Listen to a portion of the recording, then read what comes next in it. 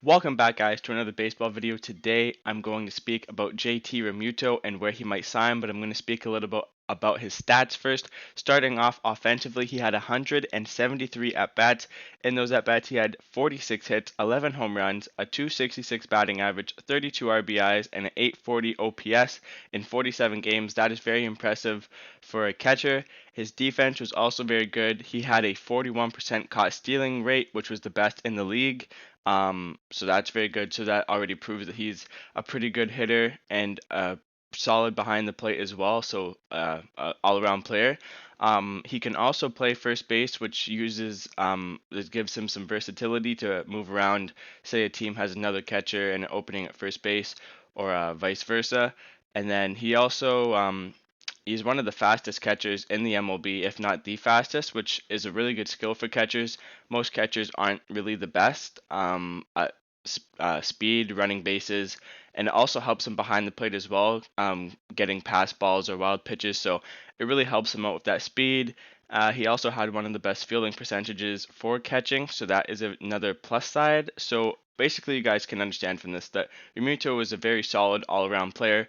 Good hitting, good contact, good power, good speed, good defense, a good throwing arm. So any team would be happy to have him, and he would help any team out.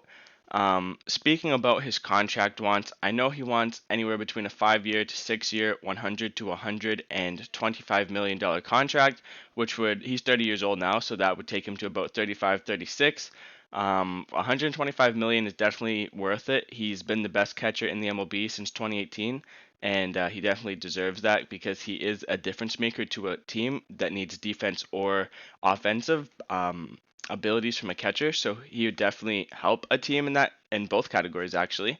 Um, so he's just a really good player, and now I'm going to go into some predictions on where he might go. It was rumored that he might go to the New York Mets at the beginning of the offseason. The Mets decided to sign James McCann instead, so they obviously chose a different route to save them more money while still getting a good catcher.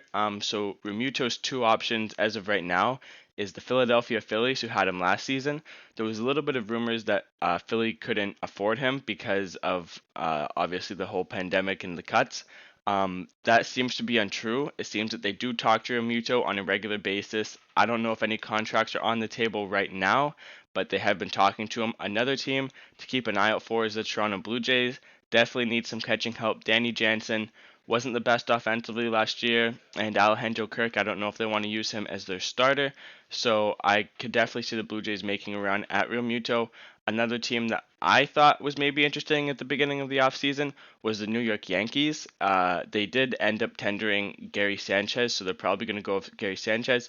But if they didn't, I could see JT Realmuto going there. There's a couple other teams here and there that could always use catching help, but I think Realmuto wants to go to a contending team or the team that offers him the most money. So it should be interesting to see. My top two predictions is Philadelphia and Toronto.